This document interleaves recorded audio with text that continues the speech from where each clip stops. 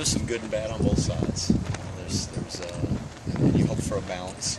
I said that last week, and I think it was more one-sided last week with the defense. And I thought the offense did some good things today. Made some plays. There were some big plays, some big runs, and those are good. Those are good for the offense. Don't want to see those from a defensive standpoint.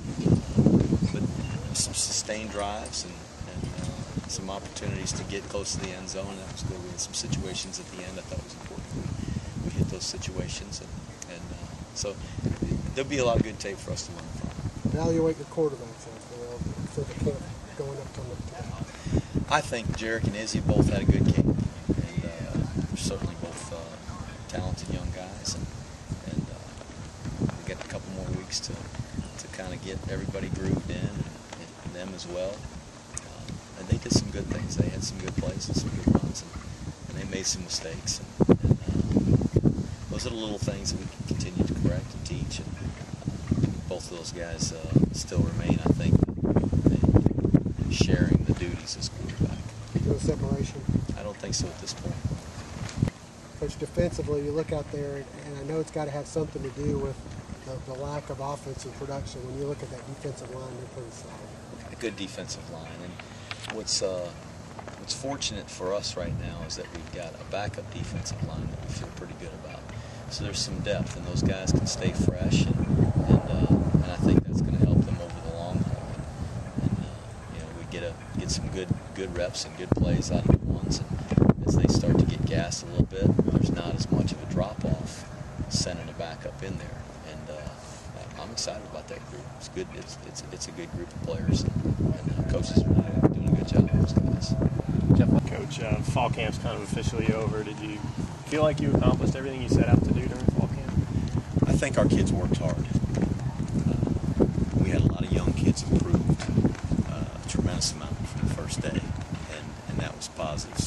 Some guys have found their way into the two deep, and I think will be guys that will play just based on what they did in camp.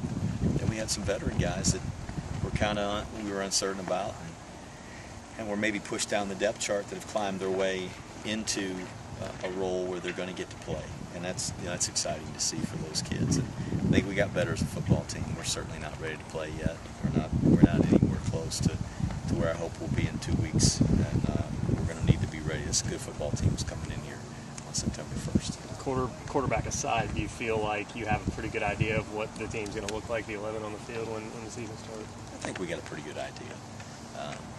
There'll be some positions where there'll be a lot more rotation during the game than there will be others. But we at this point kind of know who's in the mix.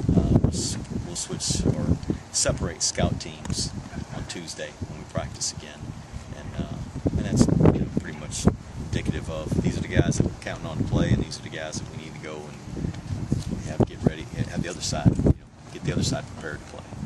So everybody's got a role, and there's no role less important than the other, and there comes a point in camp where you got to make some decisions, and you decide who's going to be the guys that are going to be playing on Saturday afternoon. Do you start scouting Jacksonville next week? Do you start? We've already started.